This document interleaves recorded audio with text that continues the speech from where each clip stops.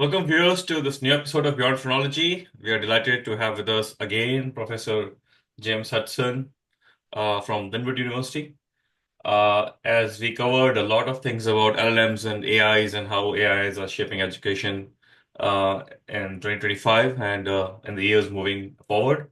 Today, we'll be discussing how AIs are reshaping creativity and scientific publishing, especially scientific publication, and how it is disrupting education and sparking several debates regarding, for instance, copyrights, the paradoxes which it brings into human creativity and human ownership of language, basically the sequence of words.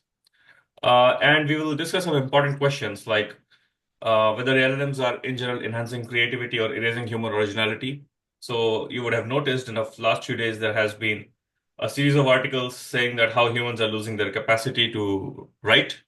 So we'll talk about that. We'll talk about the ethical dilemmas which AI is posing for assisting researchers to write papers.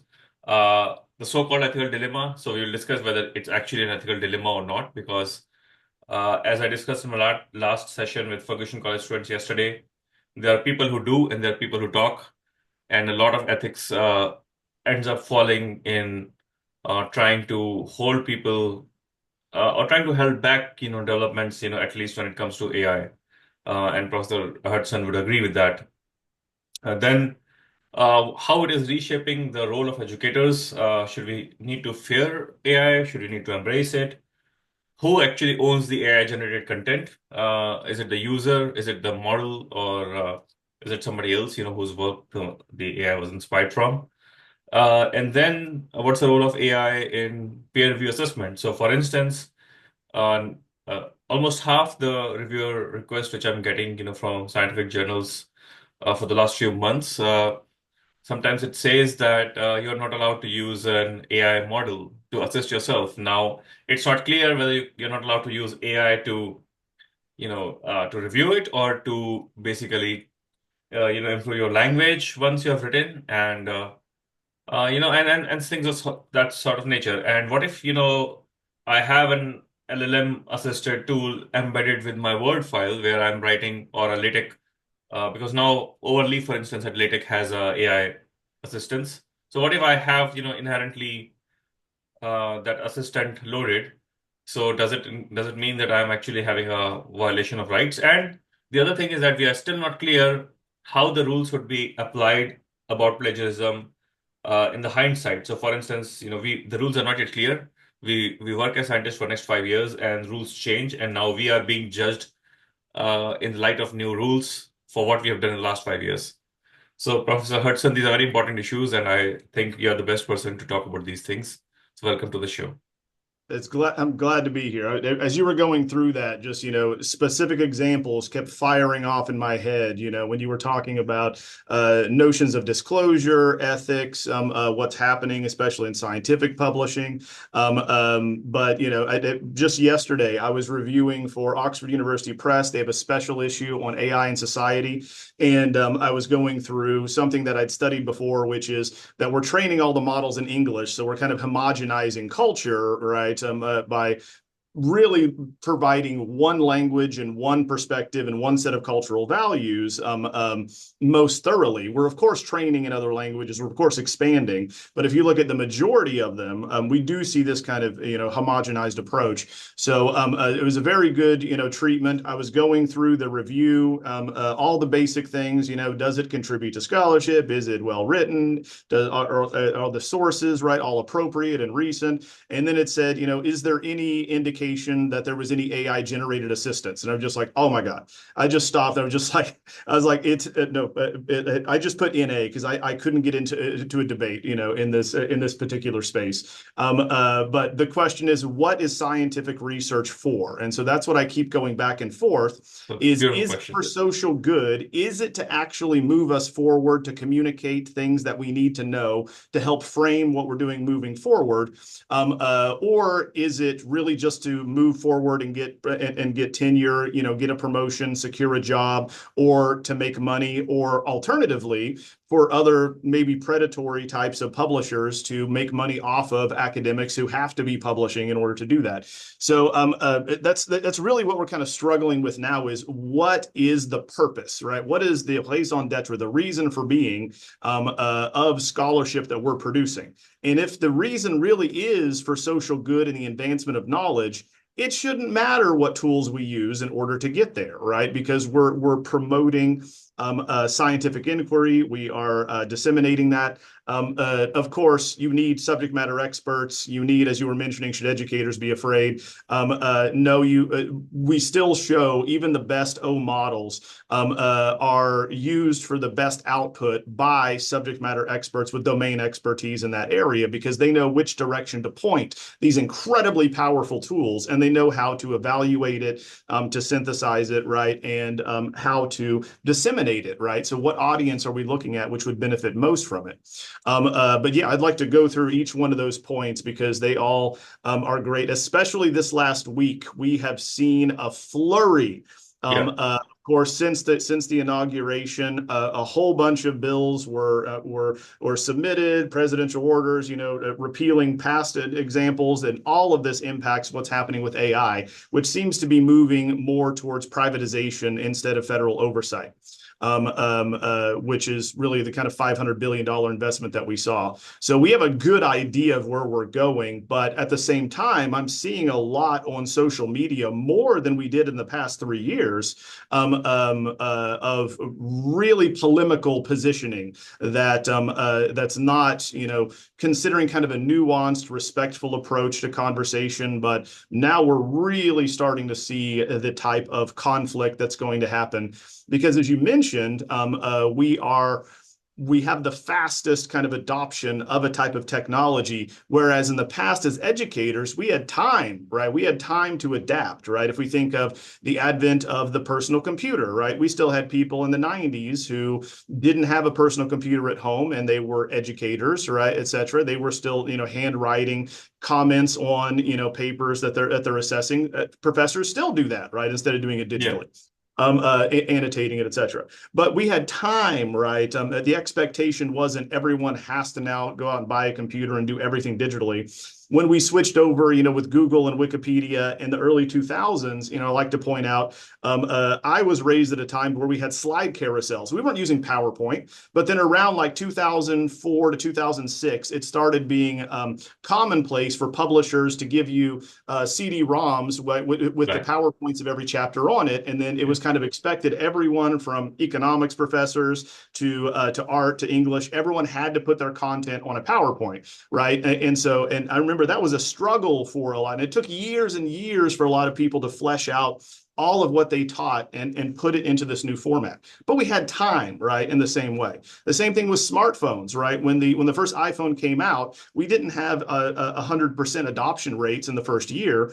I didn't have a smartphone until I think year 6, right, after they launched, right? So we had time for that to see how to adapt to it. We don't have time now, right? Because we found that people did not wait, right, 5 years to get to start using LLMs, right?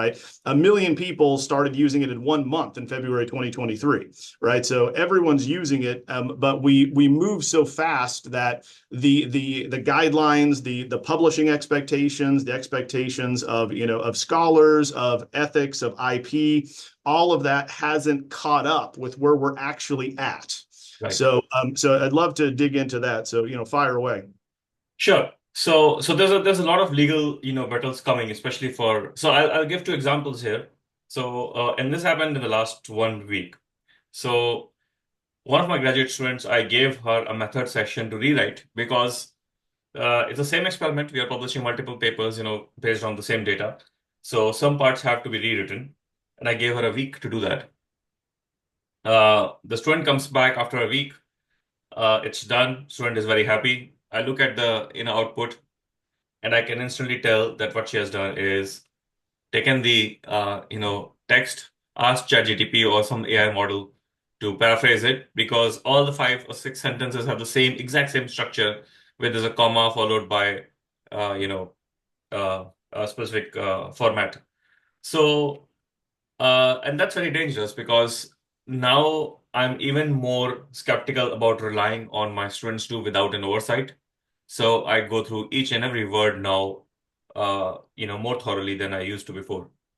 The second instance happened when another student wrote something and added some references, which did not exist. As we know that AI hallucinates, the student was not aware of that, and there were references, and I had to give them a so-called beating because first, why did you cite something which you never read?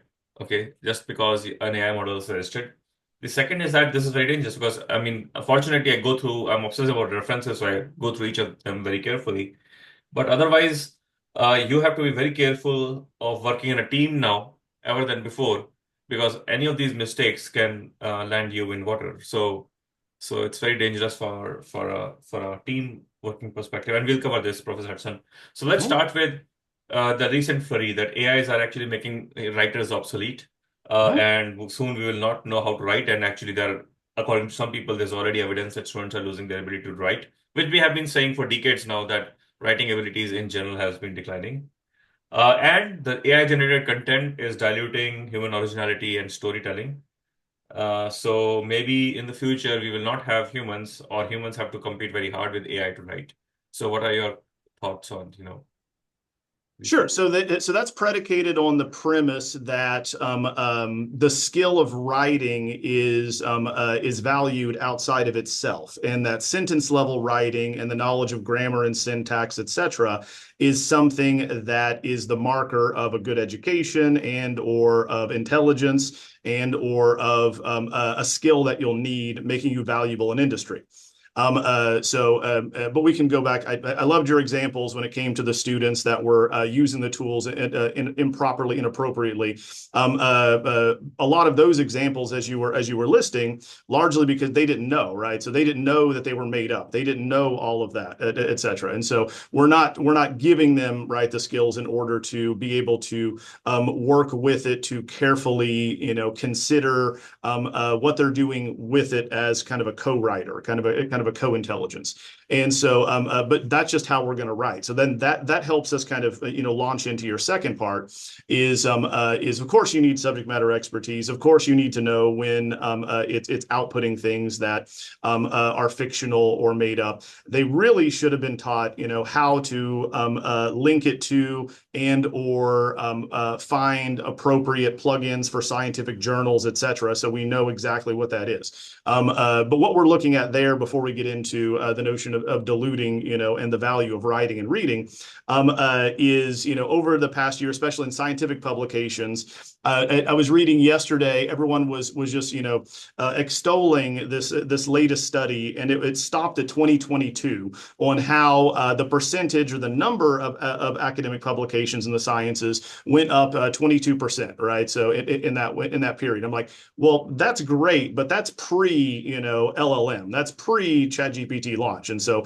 let's look at it from the last 2 years, right? So I think you'll see that there is a much more exponential increase in the number of papers, right, that have been published. And so the question becomes for those in the research community, are you actually going to be able to read everything on that even really small sliver of a topic, right, that you have?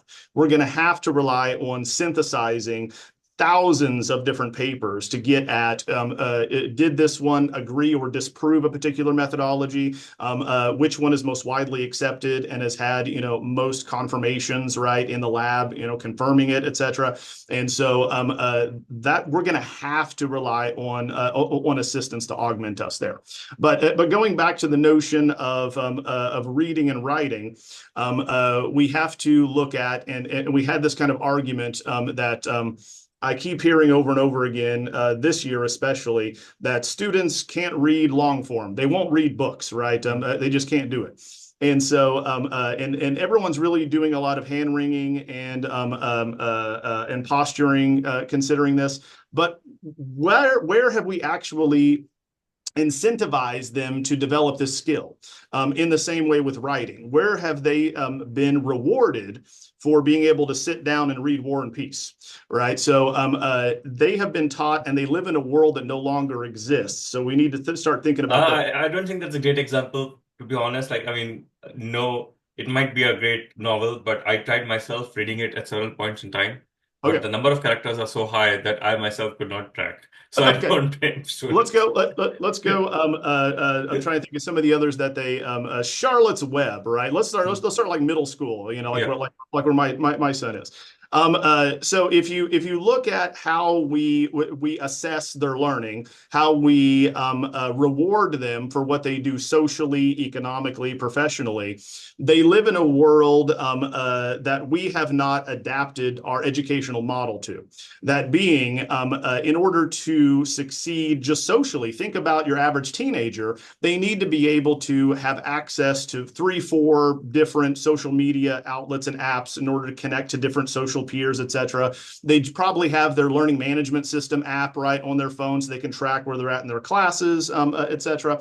If we're talking about adults, we also need to go over to our news feed and see, oh my God, what bills have been passed? How is this going to impact us economically? You know, what's happening? I got to stay up to speed with politics and the economy, right? And then you have to think about synthesizing that for your profession as well. So what we're actually saying is valuable are the skills moving forward, which we already knew before the age of AI, is the ability to synthesize all of this various information, quickly analyze it, evaluate it, decide how to package it and frame it and where it goes, and then quickly have a short output, right, and right. then move on, right? So the question we always ask is, when in a student's life after they graduate, you know, obviously not graduate students, but you know, your average undergraduate student, when they graduate, when are they going to write another research paper, right? So in their entire professional careers, right, they're going to be, you know, evaluating, you know, documents, project reports, etc. But the skills is what we really need Right. to be thinking about. But you're right. If we think about the notion of writing, yes, we are going to be augmenting ourselves just like, and we're not going to be memorizing things as much, right? So the Right. value of rote memorization is going down and has ever since we had, you know, an external brain in our pocket, right? So we Right. can Right. call up any factual information we want. So what we need to be thinking about is really teaching them the critical framework of a given field, right? The methodological Yeah. considerations, the kind of big picture. Where does this fit when they get that fact, right? So where do I place this? How do I consider it? And then is this something banal? Is this something that everyone knows? Or is this something that I can really think about as innovative to look at what's coming next, Yeah. right? So you're absolutely right. And, you know, unfortunately, many of the detractors of AI are right. If we go back again to remember Socrates, who grew up in an oral tradition, that being before writing, we Yeah. memorized everything. Can you imagine being Right. able to memorize the Iliad, right, or the Odyssey line per line, right, and then recite it and play a lyre to it or a musical instrument? They had an amazing capacity for memorization, but of course that's limiting, right? That being you can only pass on so much knowledge by way of the oral tradition. So what writing allowed us to do, which is just exponentially multiplied now, is to make new knowledge, right, within a shorter time period because we're building on all the prior knowledge. So the example I always give is the automobile, right? So, you know, to make an automobile, we already had to have vulcanized rubber. You already had to have steel mills. You already had Yeah. to have the combustion engine, right? So you had to have all of these various technologies that you assemble together, but they already existed. You weren't making them all from scratch. No one civilization would be able to make a car, right? So as simple as we think that is now. But now think of how much we're making, you know, daily with the given insights and compiling that over and over again. Right. And so, to answer your question, yes, sentence level writing will be less valued because we're going to have these tools. Now, ideas are going to be gold, So, right? so very important point. So while debating this or being disgruntled by this, people forget the things which are becoming easier or things which we will lose. We will also lose the marketplace value for that. So Mhm. it's not that we are just losing that ability. We are also losing the reward for that ability. So proportionately. So in a meta level of things, it's not. It might not be an issue. I was teaching a class yesterday, and I wanted to give example of it was about data synthesis.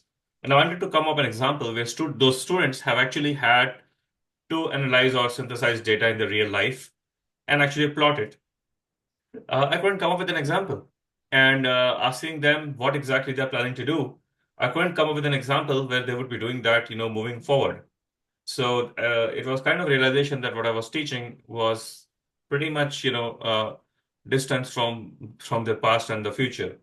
And I think writing has been one of those things where we ask people to write a lot during their college years when writing had not much value before and afterwards. Yeah, and that's what we're seeing now is the changing nature of IP. So we've done a lot of research into copyright law and the Copyright Office and what's happening.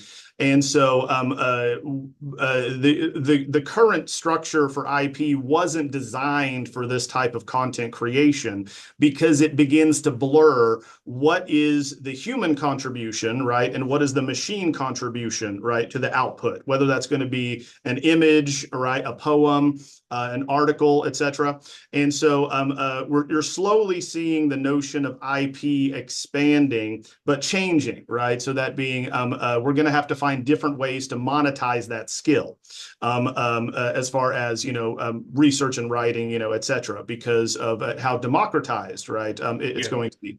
That doesn't mean, however, that artists, that creatives, that scientists are going away because we're moving beyond requiring of those individuals to do the lower level work, right? And instead asking them to do the higher level cognitive activities of evaluation, synthesis, thinking, creation, etc.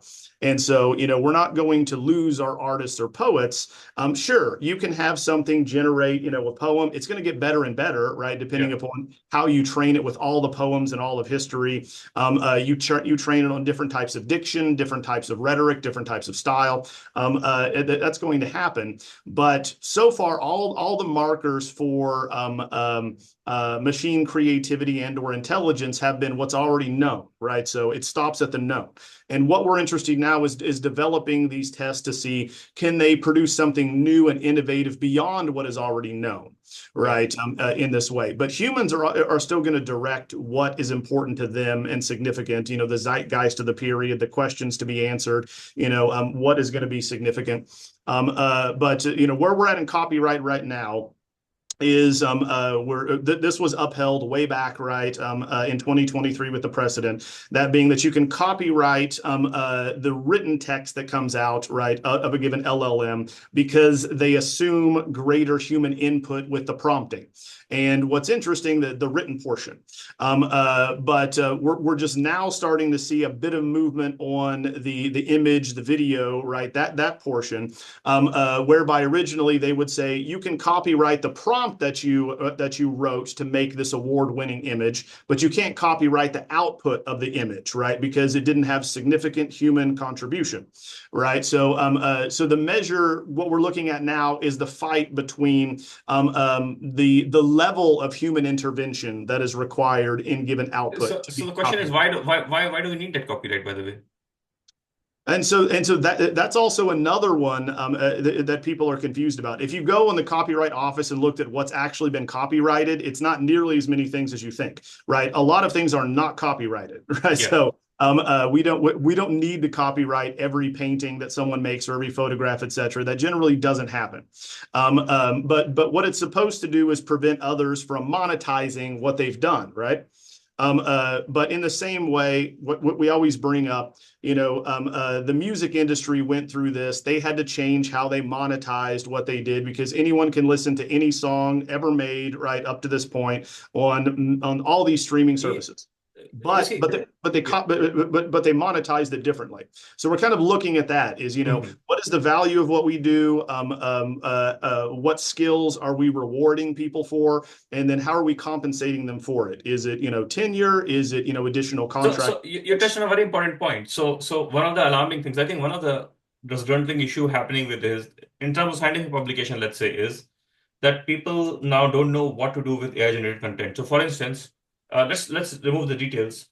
The thing about, the fear that somebody will be able to, if I don't have a copyright or a journal doesn't have a copyright, somebody will be able to, some researcher, dishonest, will be able to use the same amount of text or copy the same text and get a publication and get an incentive and basically plagiarize, my work as a researcher. But that fear is also coming out of that fear is fueled two things. One, uh, our current administration, which basically counts your publications number or impact factor or whatever, and the same for that person who actually has an incentive to plagiarize because all they need to show is that they have published a paper. Because administrators never had an oversight, what exactly is the kind of research or what exactly are you bringing to the table rather than just looking at the publication, right? So, and if the administrators are doing a better job in actually putting value on whether people's work is useful or not, or contribution is, more holistic, in terms of, for instance, teaching and, talent development and things like that, then you have lesser of that fear as well as lesser of the incentive to plagiarize. Mhm. Yeah, so we'll separate that into two parts. So the first part is about the use of or reuse of information, right? That a researcher produces. Hmm. And so, from the standpoint of advancing knowledge and for social good, I want everyone to take everything that I do, right? I want autism research to be advanced. I want people with sensory processing conditions to be helped. I want people to know how to use the Internet of Things to age in home instead of moving to an unfamiliar place. So I want all of that out there. Now, the other question is going to be, how do we incentivize that? Right. So I would still argue that there were always unscrupulous individuals that would use without citation, other people's work. Plagiarizing though is kind of different now. If they don't cite you, absolutely. That being, if it's your idea and they don't cite, this is where it came from, and I'm building on top of by adding this new information in addition, right? Further supporting the significance of your findings. Yes, that is wrong. But the real issue there is, why are we incentivizing scholars like that anyway? Right. So, why are we? Because what that does is set up a system that doesn't value, right, really what they're doing, only the metrics of it. Right. Right. So, and it's very different in different disciplines. So, for instance, in the sciences and social sciences, you might have, a very high citation rate, great Scopus index scores, et cetera, because you produce more, and the rate of the turnaround for the publication cycle is much shorter, right? Whereas in the humanities, they might just have 10 citations, right, for a book that they wrote, which took them 10 years, right? And so there's also different metrics based on different types of fields that I don't think people are really aware of holistically that they're taking into account. So we really need to rethink how we're evaluating that, because exactly what you said, only for a different reason. It is so much quicker, right, to write something, because you're able to, number one, you have to work with people, see where you are in the field, synthesize all the literature on that given topic. But then it's the idea, it's that new thing that people haven't considered, right, that actually it moves you forward. But again, you can do 100 of those in a year. Yeah. Right. And so then the evaluative criteria are kind of unfairly, penalizing those that won't be adopting the Right. new technologies, right? For many reasons, right? And so we're going to have a greater skewing of the metrics. There's so much of cognitive dissonance there. So, for instance, before the LLMs, we had scientists whining all the time that, I would rather like to do more research, this purposes of writing and then, Yep. formatting for journals. It takes so much of time. I would rather do research in the lab instead of Yep. writing. And now when the writing is being threatened, then it's like, oh, even the journals, all these guidelines of not being able to review using AI and things like that. This is also imposed by some scientists sitting there at some managerial positions. It's not like the robot is deciding that. So they've switched their stance on writing, how much they value writing before and after the LLM have arrived. Yeah, and so, but of course, that goes into the three kind of psychological reasons for or against AI adoption that we found, is that threatens domain expertise, right? That they Yeah. have. But I will bring up one thing there about publishers, and what I've seen holistically is for those that value the say the math, the statistical evaluation, the modelings, your Yeah. ANOVAs, whatever you're doing, those are more apt to not care that you used an LLM for the lit review or the introduction, but you have to do the math yourself, right? A lot of them state that. And then the reverse is true for more like humanities and other journals, which is I don't care if you use it for the math. We don't really care about that. We want you to write the lit review yourself. We want you to write the things yourself. So it's what each profession values. Okay, so let's go. Let's wait a little bit to go more detail. So this is very important, especially for people who are actually started using. But before that, I'll give you an example from yesterday. I wrote a paragraph for my discussion section of a paper, and I tried a different prompt yesterday. I used Claude paid version, Sonnet 3.5, and I asked like, do you think some crucial point is missing from this discussion? Mhm. Claude gave me a suggestion. And I was blown. Like the suggestion, I could have even expected any peer right now with me who could have gave me that suggestion. And it Yep. was so critical to the discussion. It basically changed the whole level, and how I can take the, article forward. Yes. So we need to That's the experiment more with prompts. Yeah. that's the human exceptionalism part of it. That being, do we value actually moving a field forward, right? So Right. that's the question. If so, then we have to augment ourselves with these tools to get at what you just said there. Yeah. That being in the notion of using it for reviewers. I review just like you on a daily basis. I wake up, I generally review about 3 or 4 articles that have been submitted, right? So you can see the use of the tools has permeated all the processes, all the way through. And then the ability to quickly remember everything that has been published on that very narrow topic, right? Yeah. And give very specific suggestions of what they might have missed and or the citations or something that had a very high citation rate, right, for that topic that they should have considered. All that can be done really quickly. But, as a reviewer, you're then, adding the context of being, okay, well, how are other humans reading this going to evaluate it? What are they going to think? Is it touching on anything that's political and or sensitive? At this point, how best are they going to receive it in order to integrate it into the discussion, etc. Yeah. But I love your point about publishers. Some have like we're writing a book now on why transparency in AI use just has to go away for several reasons. In that, number one, that's just how you're going to have it integrated into every writing tool. I mean, Microsoft Word has Copilot. I It's mean, so same with Overleaf. It's just happening. but it's how you use it, right? So Yeah. that's the question. That's the copyright is how much human direction. How are you? I mean, But how can you quantify that? I mean, did you so for instance, I asked Claude yesterday, Claude, what should I do?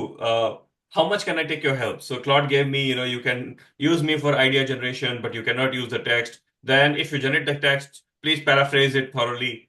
All kind of things it told me. But there was no clear boundary between any of that. So where do we decide? And then when there's no clear boundary, then how do we litigate?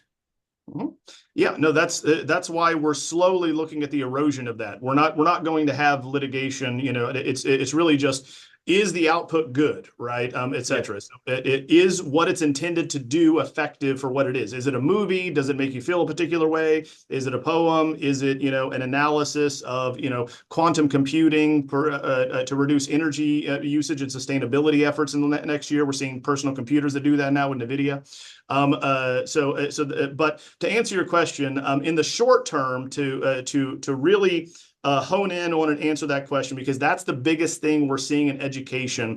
It's not, data privacy and ethics and lamenting how students can't read anymore. The elephant in the room that no one is actually saying is, how do we know what they actually know when they turn this in, right? So how much of it was them? How are they showing us that they're thinking through this and understand the concepts that I'm presenting, Yeah. right? So it's the assessment component. But the big problem is the output, the project product, the final thing we're having them do no longer matters because we can automate pretty much everything we're asking them to do. So it's the in between, it's the process that they're taking to get there that matters. So I have another article coming out exactly on that. We shouldn't be evaluating the final product. We should be evaluating how they're using the tools to make that final product. And so looking at, are they just plugging in the prompt you gave them and then pasting the response that came out of it? Or are they going back and forth, right? So once again, demonstrating that they're trying to understand using critical thinking, they're adding additional components. They're saying, well, what about this? What if we considered it in this way? What about this methodology? What about this, right? So really assessing the chat, right? That's really where we're moving in the short term is, can you show me in your interaction with this as you're working on it that you And understand this problem? That's a and you, short-term solution. yeah, and ChatGPT, for instance, allows you to share the chat with Mhm. a peer, right? So I think so assignments can be, when it comes to writing, can we share the chat rather than share the final output? We should require Yeah, if you everyone's still going to want to see the final paper because it's what we've been trained to do our yeah, entire lives, but everyone should require, if they're an educator, require them to submit the chat. I mean, even if it's Grammarly, say, oh no, I just use Grammarly. Okay, well, give us the chat, give us the interactions that you had. That should always be supplemental, right? Just like we use right. like turn it in, we use So we are not looking for less work, we are looking for more work for educators. a lot of more, well, Yeah, not more work for educators, but students can do a lot more work, and so they can yeah, output 10 times what they did in the past. So like one of yeah. my partners is doing this to where he would just have them write 4 papers. They're writing 20 papers in the first 2 weeks, and then they are training using that in order to do literary analysis for very close reading the rest of it, right? So you can expect a lot more from students. Now, as far as instructors, they're already grading way too much, right? And so I'm developing a tool, for instance, which can go through and color code, right? Just like others, are you looking for critical thinking? How do we evaluate for, communication skills? How do we evaluate for research skills? So So we can do that and make that faster. So I think this is where this is a very important point economically as well. So for instance, we know that academicians have been overloaded for decades now, right? Mhm. We were so by the time a person gets a tenure in academia, they already have done a lifetime of work on average, right? Yep. So we do like 70, 80 hours of work on average. No holidays, working in summers without pays and things like that, right? I mean, we get paid 9 months most of the time, but working 12 months. So then the question is that administrators can do two things. Now they know that things have become more things can be compressed in time. Mhm.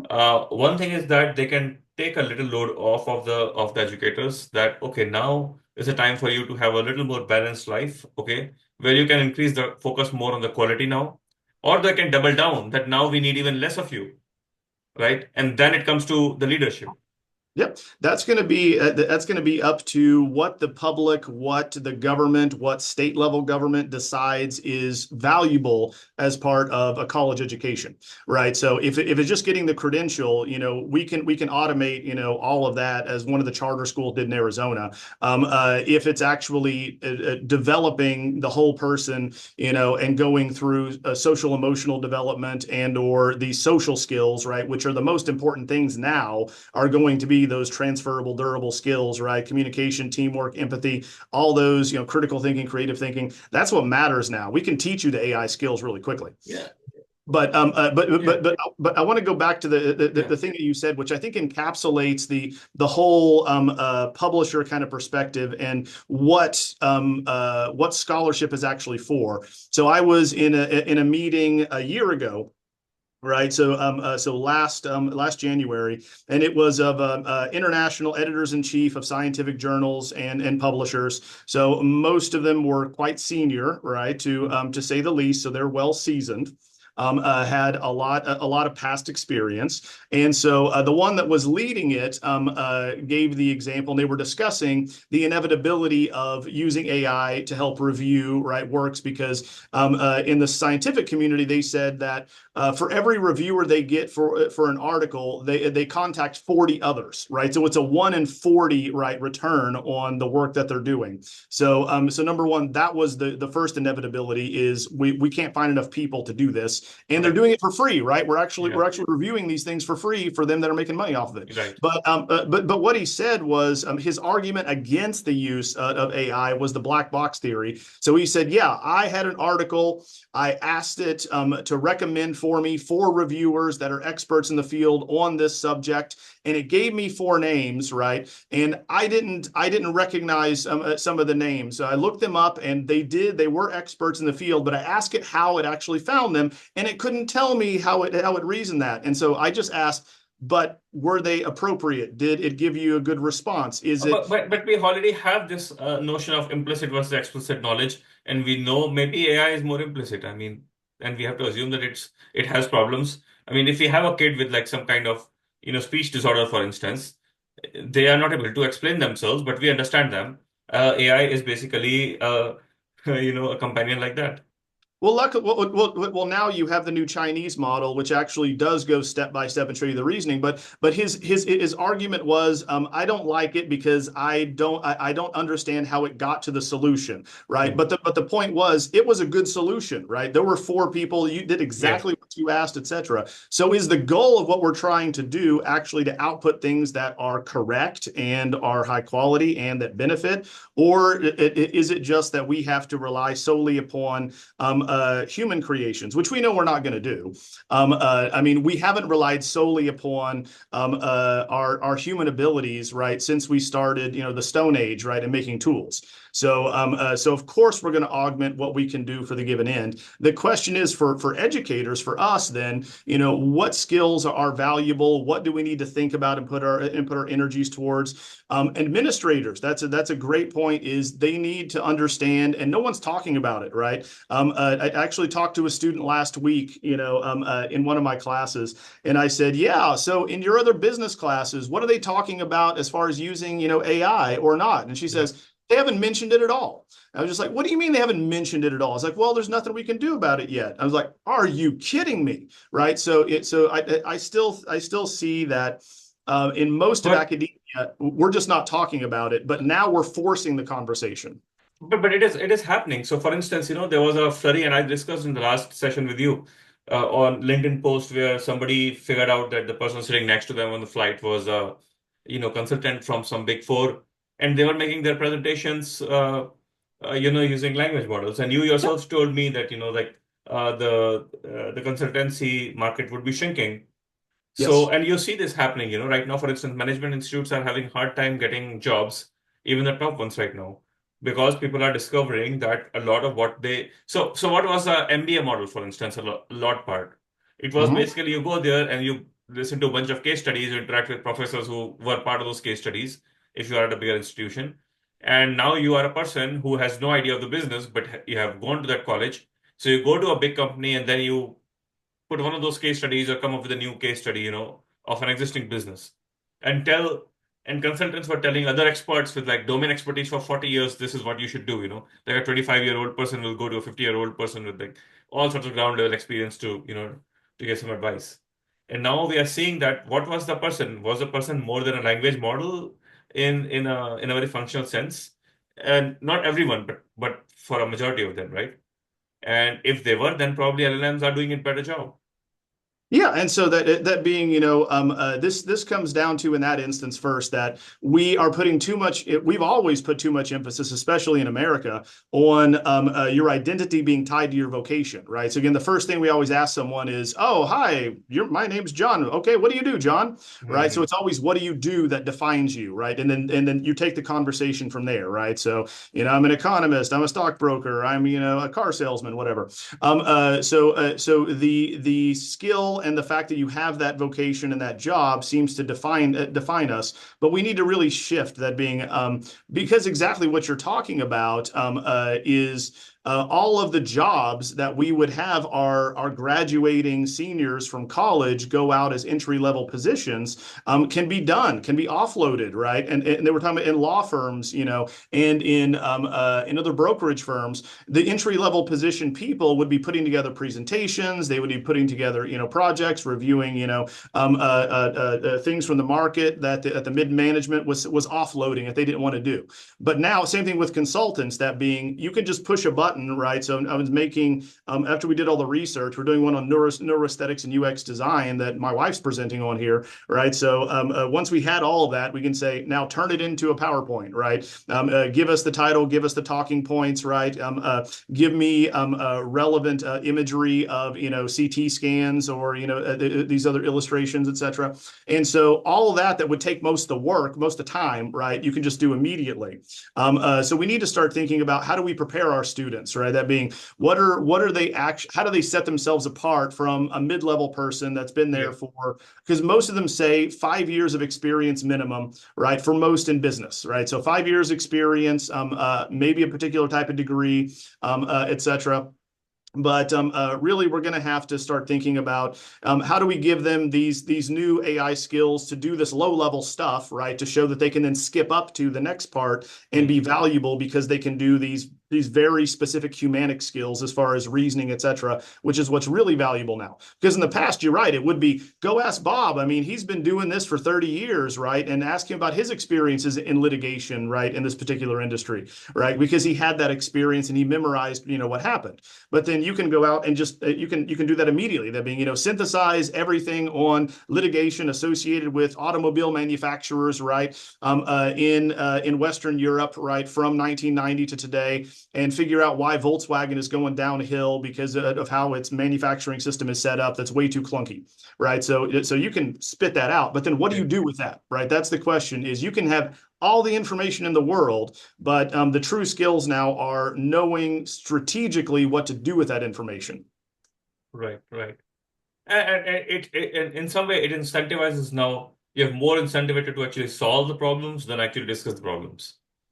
Yes, and that's the number one problem we're going to have to address with the value of higher education. I mean, especially in the next 4 years, in which the current administration, I would say very fairly, if you my statement of this, the evaluation of this would be very fair if you look at it, devalues, right, a 4 year education, right, and they would often consider it politicizing. That being, college is inherently liberal, for instance, because of the things they teach, etc. And so we're really going to have to think about it sooner than later. That being, what is the value proposition for a college degree? As more people are opting from Gen Alpha, right, saying they're not going to go off for a college degree, they might go directly in the workforce. They might get vocational training. So that's on the rise, right? So, welding and machine working, etc. So that's going up. So then, what do we say that they do? Because a college education, what we're saying is it's still designed on the 4 and 40 model. That being, you go to school for 4 years, you have one career for 40 years and retire. Yeah. Right. So no one has that anymore. And then secondly, what do you do in college? You take your gen ed core, right? So your liberal arts core. You then move on to your major coursework, which then moves you from understanding the basic vocabulary, the methodologies, up to you doing a rudimentary, capstone project where you try to fumble together kind of what someone has done before in that area. But it's all about what's been done to this point, right? And we've shown that they are excellent, these models, at summarizing and getting us up to where we are at this point. So Yeah. we're really going to have to change what skills are you getting and are we moving on to graduate level skills Yeah. earlier? That being, how are you going to Right. build on what's already known? Because you can find out what's known in 5 seconds. It's interesting because until some time back we used to say, okay, arts and humanities are having an issue, but learn to code or do something more hard skills, but or more intellectual. But now we know that learning to code is not that lucrative anymore, for the masses. So we can't even say now that just moving from non-STEM to STEM or increase the STEM will actually increase employment. I think that would be mistaken as well, right? Yeah, so we're actually writing a book on that.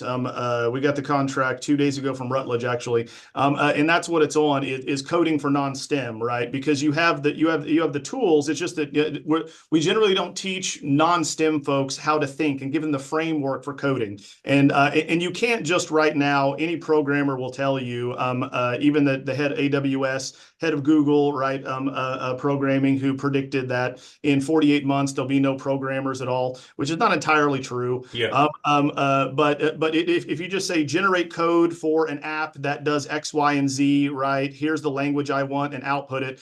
It'll do it, but right now it's very rudimentary. It's full of bugs. You got to go back and debug it. So That's really, true, but it's still much better than expected. I mean, yes. No, uh, it's gonna get yeah, better. I'm just like saying, because you were talking about the value yeah, of writing. What's the value of learning to write? Well, it's the same thing in learning to code. That being sentence level writing, yeah. is dead. I'm sorry, right? Hmm. You're looking at big picture. You're an editor now, right? So Right. you once again are crafting, you're selecting, you're editing. You're thinking about rhetoric, right? So is who is my audience? What type of language and argumentation and evidence am I Hmm. going to use in order to persuade my audience, etc. So it's the same thing with coding as well, right? You don't just push a button and let it do it all Yeah. for you. But you're also not coding line by line. Programmers haven't done that, right, Mm. forever. But they also, but they knew something that those in the humanities didn't. In that they're fine reusing the same thing they did over and over again, right? So Hmm. they find a line of code that works, they plug it in where appropriate from that Right. point on, and they have this whole library they do that with. Yeah. And Any seasoned programmer, like for my own work, I mean, it's not that I'm writing code from scratch to an extent that, somebody with a first year MATLAB course would know more MATLAB syntaxes than me because I don't remember syntaxes anymore. I just take bunches of code and edit it, then and there. My thinking and knowledge right now is more about the organization of the code and what I can do at the meta level and what all do I need rather than actually individual syntaxes. Mhm. And so the big unspoken thing we haven't been talking about since the AI controversy launched is what were we actually doing as academics? What do we train ourselves to do? Because my students always ask, well, can I write, a paper on the same topic that I did last term? I'm like, what do you think academics do, right? So they focus on a very narrow topic and they do that the rest of their lives, right? And so book after book, article after article, what you're doing is reusing pieces of how you solved a problem before, the actual language, the syntax, etc. So we're training them to think about how to select the language to do what they want for this very specific solution. So really, those in the humanities and social sciences and education and business, in academia, we're doing the same thing you're doing with coding, right? So they're reassembling what they did, right, section by section. They're going to add a little bit of new knowledge, right, to kind of move it on, to get it published. Here's the new stuff. But most of what's in every book or every article is not new. It's building on what's already there, Yeah. right? The new part might be 10%. Okay, so my question to you is, so we have talked about scientific writing. There are other kinds of writing which normally we are not aware of. For instance, when an IPO is launched, I didn't know that there's a team of lawyers, tens of them, who work on those documents for 6 months before an IPO is launched. And it turns out that now you need just one or two of those for a few days, Mm-hmm. and the LLMs can take over most of the job, Yep. right? The same thing is happening in writing agreements, right? Whenever we sign up for like some website, we have an agreement, and people used to hire lawyers to draft those agreements. And now Mm-hmm. you can use now the same one lawyer can do work of like ten lawyers, in probably less time. So where are we looking for I mean, that's a lot of writing which you don't see in the real life, but is happening, Mhm. Yeah, no, that goes right? to and just like one of the first things I'm very interested in because everyone says how this is going to be disruptive for jobs, job displacement, et cetera. So looking at where's that actually happening, and you're right, that was one of those. The people that would put in for like teleprompters and closed captioning, right? So in TV Mhm. studios, AI is very good at capturing that now through Yeah. natural language processing. So those jobs disappeared. So yeah, the number of people that it takes to write out, right, again and again. Now, how those people were doing it is exactly how the AI was doing it, though, right? But they're looking at past examples of contracts, right, or legalese associated with a given topic, right, and they were reusing that and repackaging it only manually, right, for a new purpose. Maybe it's a software Yeah. license, etc. And so we're just speeding that up. But I guess we should say here for those that may be anti-AI that number one, we have to accept that we're probably not going to have those jobs. And so what, right? So the question we need to be really thinking about is, as the human race, what's fulfilling, what will lead to, economic prosperity, what will lower unemployment, et cetera, the things that we would actually do, because we're always going to make up jobs for us to do, right? We're just going to get bored otherwise. So yeah. So can I interrupt here? Is it that we are going back now that okay, now there's less jobs. Now there's less of those. By less jobs, I mean less of those abilities where somebody else gives you a dollar to go and buy a bell pepper. Yep. Are we looking for a situation in the future where instead of expecting the society to give us a job to get a bell pepper, now we have so much of time at our disposal because I can make some money in 2 hours and then there's no permanent job, that Mhm. now I'm incentivized to kind of grow my own bell peppers in my backyard.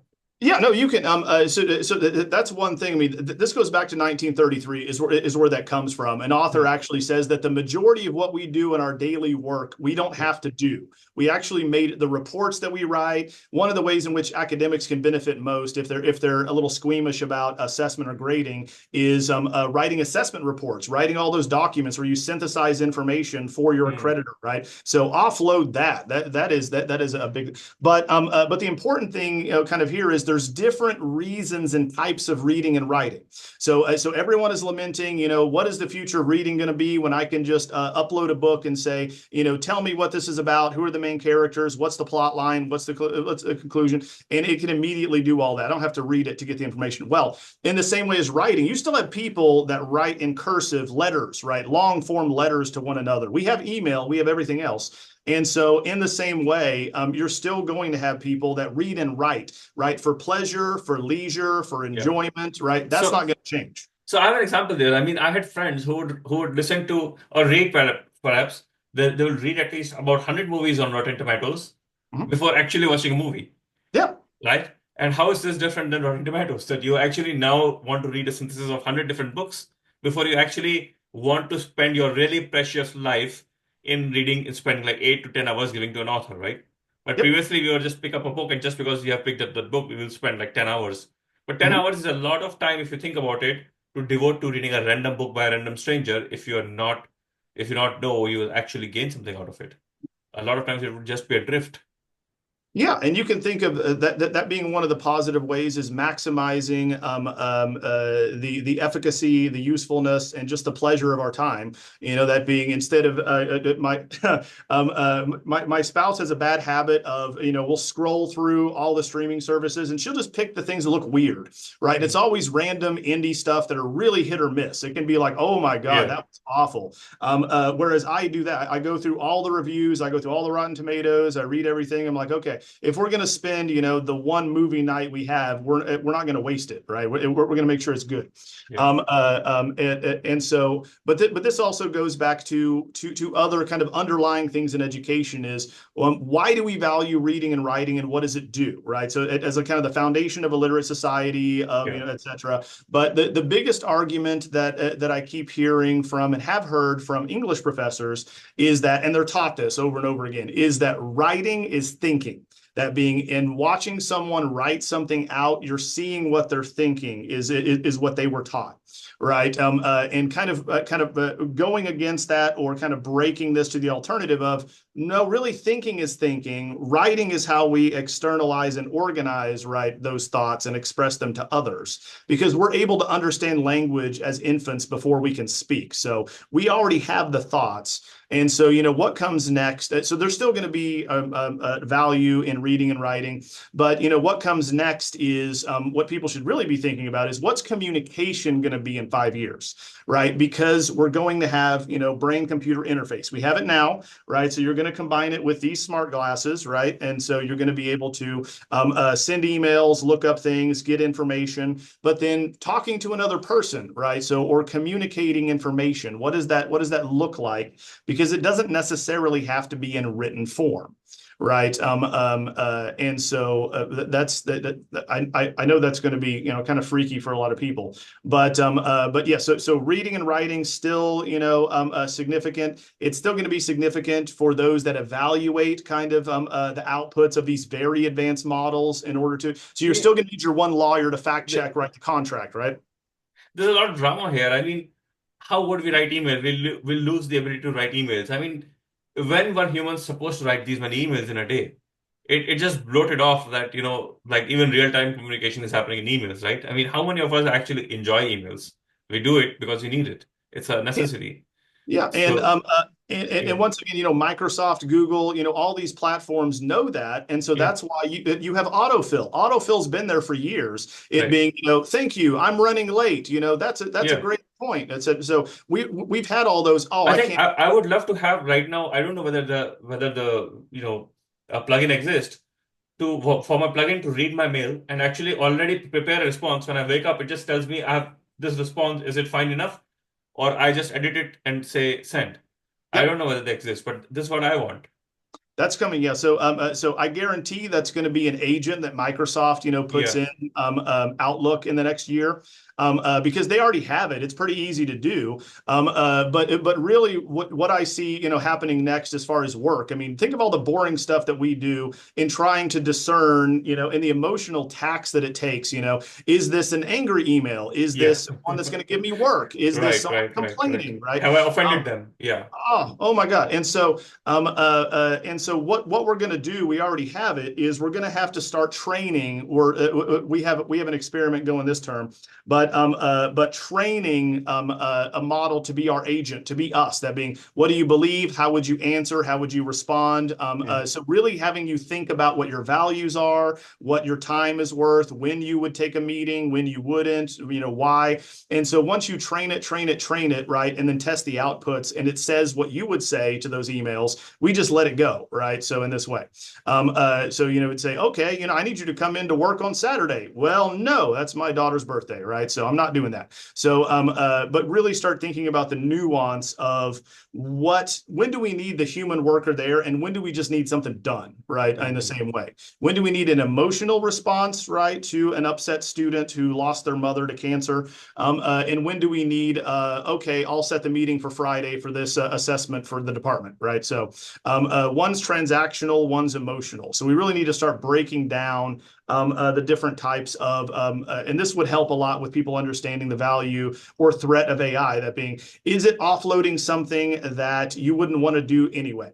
Right. So, automating your grocery list, right? So, deciding on, summer plans and logistics, right? What cities are you going to visit, when you go, to visit grandma, and what's around for the kids to do, right?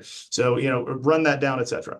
So, it's really, what do we want to keep our hands on the wheel on, and then what are we fine letting go of as a self-driving car? Right.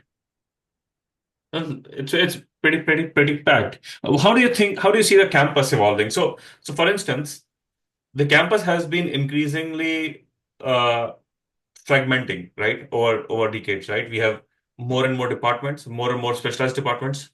And students kind of bump from like neuroscience building to psychology building to the journalism building, right? Each of these buildings were basically subjects, right? And then there's this oversight of administration where we try to promote interdisciplinary stuff, but we know that it doesn't work, right? Mhm. Right. So there are disciplinary boundaries with their people's own styles, idiosyncrasies, and things like that. And and students are also, at the end of the day, we want to carve them into one way or the other way, right? But do you think academics can be more modern, like more like a umbrella where there's much more freedom, where students are not taking courses as such, but actually are auditing? So instead of getting, signing up for like these five subjects, I just audit and I just learn and will test you on something more meta and something more general.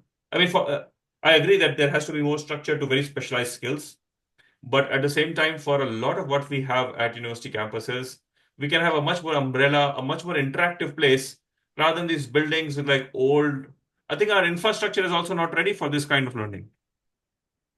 No, and you're it frustrated me to no end, which is why I started the decentered authored model, and didn't care about who gets credit, right? So only then, if you de-incentivize these walls that are put up. But to answer, yeah, interdisciplinary work is touted. Everyone says that's the way to go. It's the way to solve wicked problems. You need multiple perspectives and disciplines, but Yeah. we put up all these barriers to do. You can't do it, right? Because it's not incentivized. I mean, I still go places like, hey, here's a grant. This would be great if we work together. But then they're like, no, because then who's which college or department gets credit for that grant, or who gets credit for that publication, or who gets the money there, right, et cetera. We incentivize, closing ranks and siloing everything because that's how we get funding, that's how we get promotions, et cetera.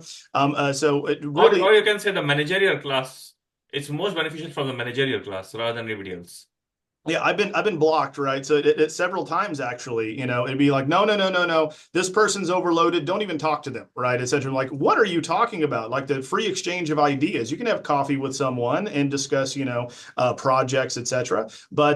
Yeah, so there is that idea, and again, it's the same reason that being they're given oversight of a given budget and prestige, et cetera. The success is based upon the metrics that are set within that budget. That being, the ratio of students, per faculty, the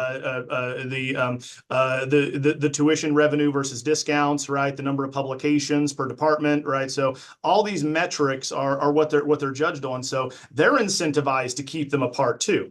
But frankly, that can't really happen going forward, especially since. Well, number one, kind of like what's the value of a college education? But number two, as one academic told me, the dirty little secret in academia is it doesn't matter what you get your bachelor's in, right? So that being, you can go on, right? You may Yeah. have to take a few leveling classes, but you can get a degree in elementary education and go into law school, right? So you can get a degree, right, in business administration, right? And you can go on, to med school or whatever, right? You of course need the prereqs. So you might have to go back and take those, but it's passing the exam. If you have the knowledge, you can go on. So really we have to have those types of meta majors where they take your classes and my classes, but we've actually heard them. But faculty are also incentivized. I mean, how many majors do you have, right, in that way? And the number of majors you have, not double majors, not minors, but how many majors determine how many lines you can have, how many people you can hire, what your funding is, when you get a sabbatical, et cetera. And so you're incentivized to say, no, no, no, don't change your major, don't go over there, come over here, only take Yeah. classes with me. I think we have to lift off for like I don't know how is it possible, who would take the initiative, but we need to let go of for these annual evaluations, these annual budgets, and these whatever bureaucracy for 5 years, and just experiment. Okay, I mean you cannot have these very short scale, what do you call, like, assessments or short scale budgeting, and think of any long term, vision. I mean, just like how the US operates. I mean, for instance, I agree that we have deficits. I agree that US does big on things and sometimes it fails. But at the same time, this is the only country where it takes everything, it does big things, right? I mean, $500 billion is like, I mean, whether that money is there or not there, that's a different issue. People are debating right now on X. But the question is that it's $500 billion. So that's more than the GDPs of several countries together, and it's more than the GDP of 165 countries combined, right? And we'll see what comes out of it. But the thing is, I think even institutes have to somehow find ways to go and think like that, Mhm. like the country.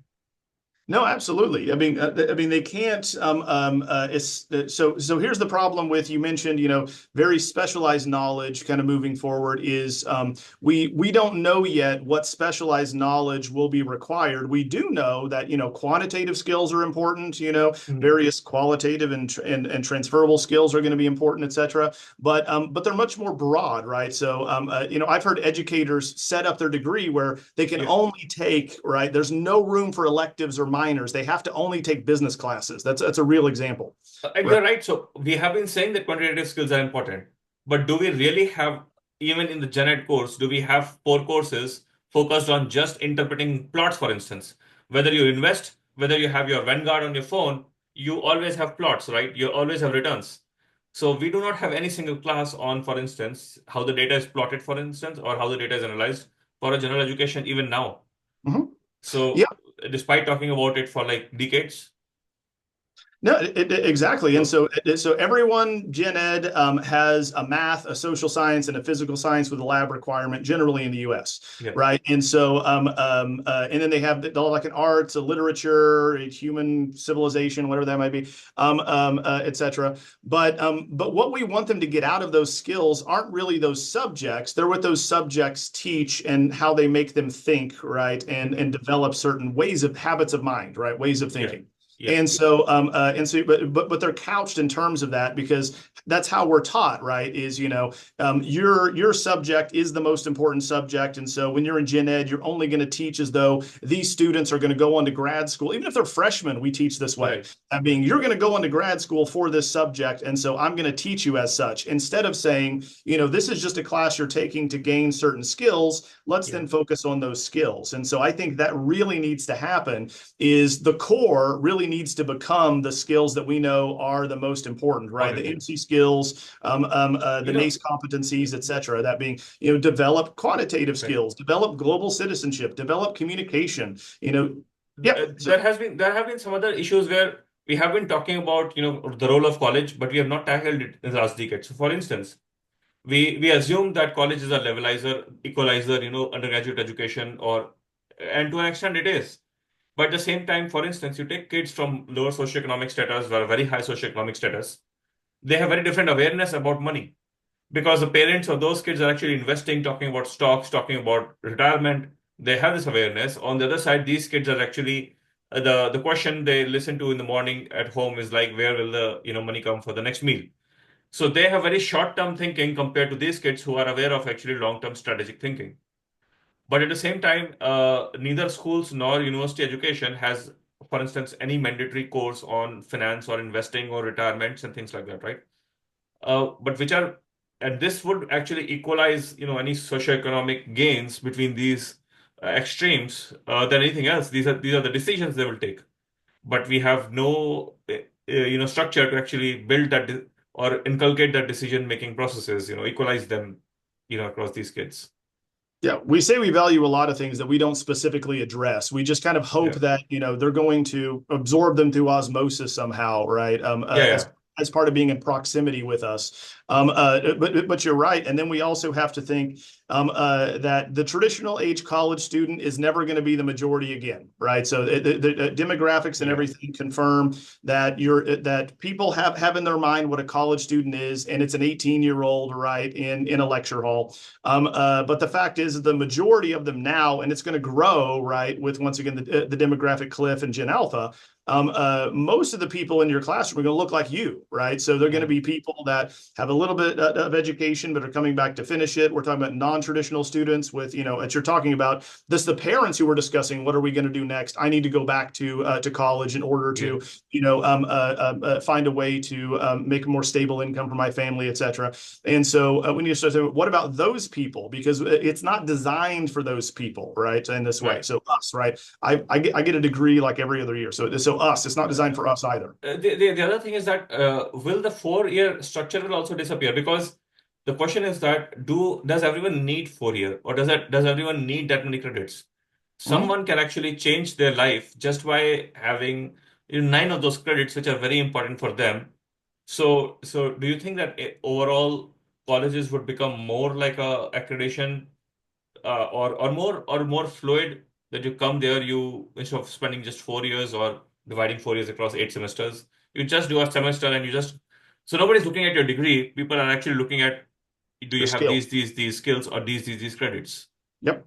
No, I think there's always going to be your R1s, your Ivy Leagues, the Yeah. experience to where people will want their children to have the experience that they had. So I think there's always going to be that type of college, but it's going to be the Hmm. minority. Okay. What you're describing is meeting the actual needs of the economy and industry now, and there are so many books to support what you just said. Like lifelong learning, like the evidence liberal arts needs, like all this, which they state we need on and off ramps, right? That being the full degree is less and less valuable, right? That you have a bachelor's degree. What's valuable is what you can do, right? In that way. And the problem is that we don't skillify the transcript and say, macroeconomics or, Shakespeare, Or what did you get from that? or on that note, I think if I think from a financially from a college perspective, right now I have a 4 year customer who just pays me for 4 years and never pays me back, and it's gone. Why can't I have a lifelong customer and a lifelong transcript for every person? So you start you're born, you have a transcript. That transcript keeps growing. The same transcript funnels through different colleges, schools, and your credits keep added, right? So then I have a customer as a college, at 22, at 25, at 28, and 40, and number of places. So overall, I will be selling more credits over time, right? And in general, our society would be more educated and they will have more opportunities, will feel less constrained and less stressed because they have an opportunity to improve themselves at any point in time. I think right now the structure, once you hit an age, now you feel that you are an obsolete. I mean, part of stress out of this is because you feel you're obsolete, but when you have an option to update, why not? Absolutely. And so, podcasts like this and other interviews, I have people calling me, like they'll say, I'm 76 years old. Hmm. I know this is important. I need to learn about it. Right. So, and they're not expressing, a fear or mistrust or anything. That they genuinely know this is something that they need as well. But you're absolutely right. That being, if we had smaller kind of micro credentials or whatever you want to call them on and off ramps, which gave specific skills, you would have less debt. Right. So they could then see and you could show the value of education because they get so much of a pay increase because of what they just got directly related to you. And then you can show that's why, again, they should keep doing it, right, in small increments. So instead of getting $100,000 in debt, right, in 4 years, you can spread that out to where your income over a lifetime is proportional, but you can see it and you're not have to worry about all the additional interest accruing, et cetera. Right. But it's my kids' generation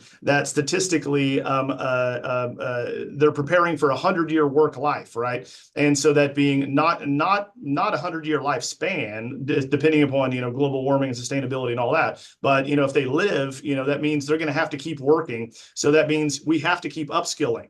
So if the last 3 years has taught us anything, it's that everyone has to develop lifelong learning and metacognitive strategies because we're all going to have to learn something new, right? So minimum, right, every 5 years. Minimum, we should need a new credential every 5 years, even if that's, once again, a micro credential like you're talking about, right? So, but we're all going to have to keep doing those little dips of on and off ramps, right? So whether that's going to be your edXs or Coursera's or universities or however that credential is gained, the problem right now, as you mentioned, is everyone's offering certificates, but no one really knows how to quantify them or what they mean or what their value is, right? Because you have your Coursera and your edX certificates, you have those from universities. Do you look at, the ranking of the university? Do you look at the ranking of the department, the Or, or faculty? or it can be once you are flexible, employers also have ways to actually. So if I, as an employer, I value university credential more than Coursera.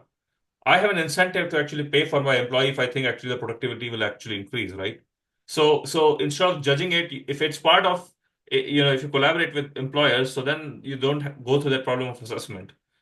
So employers can choose, what kind of credentials I need for my employee, right? It can be on a shared basis, it can be the employer sponsored, but there's a lot of uh, there's a lot of scope to work around, and different stakeholders can pitch in depending on how much they benefit from this kind of a workforce.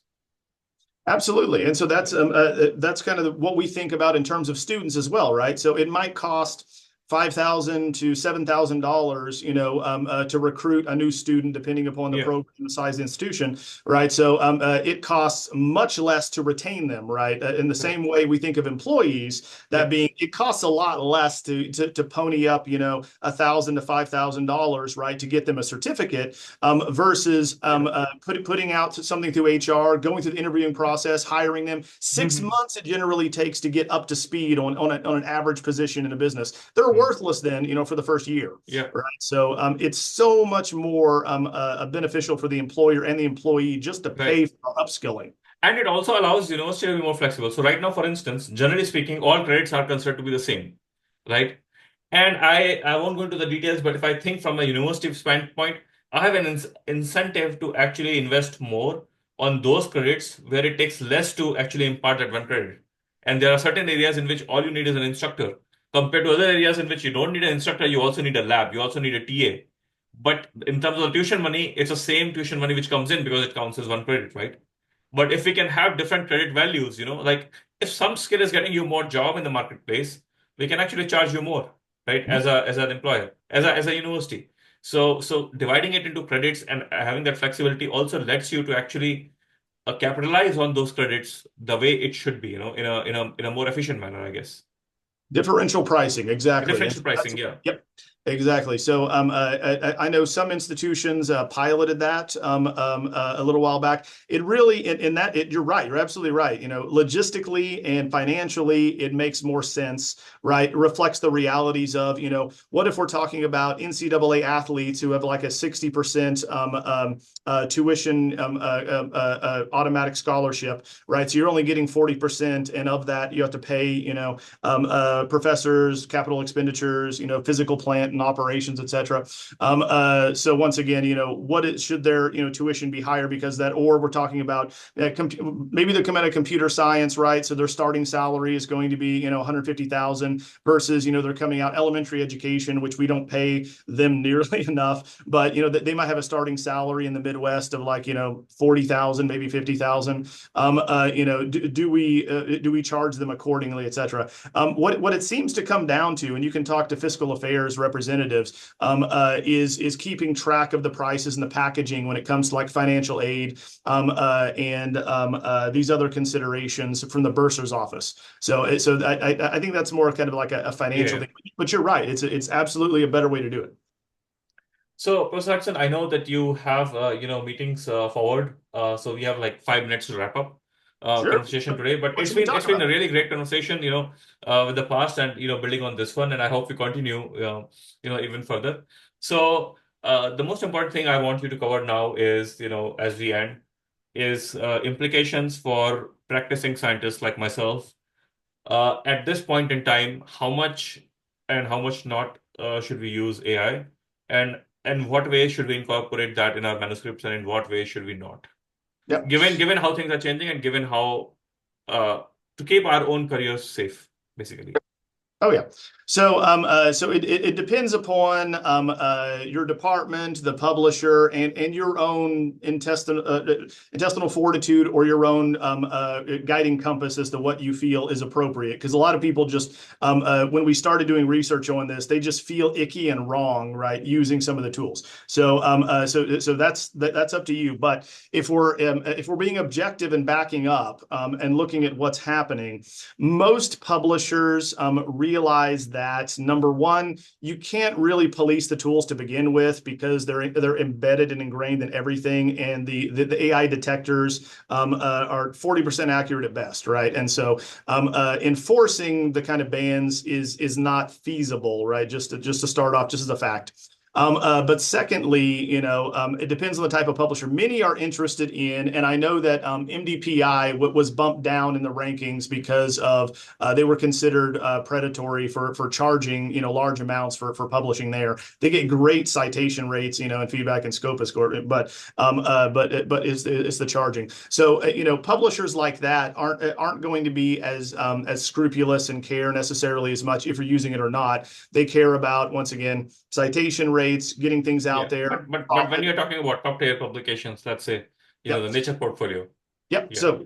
But moving back to the others, what you should use it for and what no one has any, issues with is going to be synthesizing information. So number one, everyone should be using them to generate initial literature reviews, right? There's no reason why you shouldn't at all using the proper tools, right? So whatever you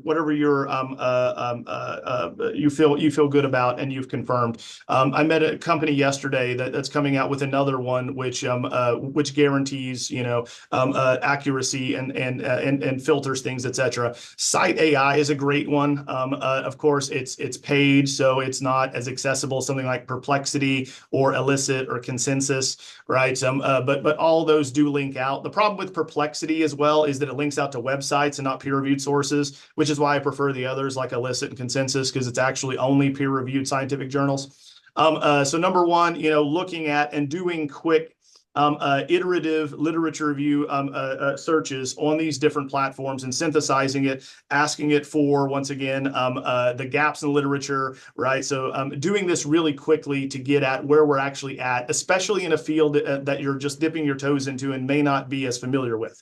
So that gets you up to speed really quickly. You should be using it once again to produce outlines, right, and drafts. If you want to go back and reword everything, that's fine. But we all don't have a lot of time, and so if it's your ideas, if it's your, once again, information that you're putting in, that you're giving it, then let it So, draft the first draft for you. You can go back and rewrite everything. That's fine. so I'll But ask you a differentiation across levels. So I can start with a single prompt. Let's say I need to write a paragraph on the role of, uh, you know, some part of the cerebellum in certain movement. I can ask that, okay, LLM, can you write this paragraph with me? It should be 7 sentences. It should include this, this, this, right? And it writes a paragraph mhm. based on the details. That's one level of writing using AI. The second level is that okay, I write 5 points myself, that this should be the structure, and I ask it to fill in the details. So basically, I'm just giving the keywords and some relationships, and it is doing a little less job of that. The third level is where I have written some rough draft, very rough, based on ideas on my notebook, and I ask it to basically convert it to a paragraph. That's third from the bottom. Then I have something which I have written, and I just ask it to correct the grammar. And fifth is I write it, and basically I use it for approval on any corrections. So are all of them okay, or should we stop at certain level?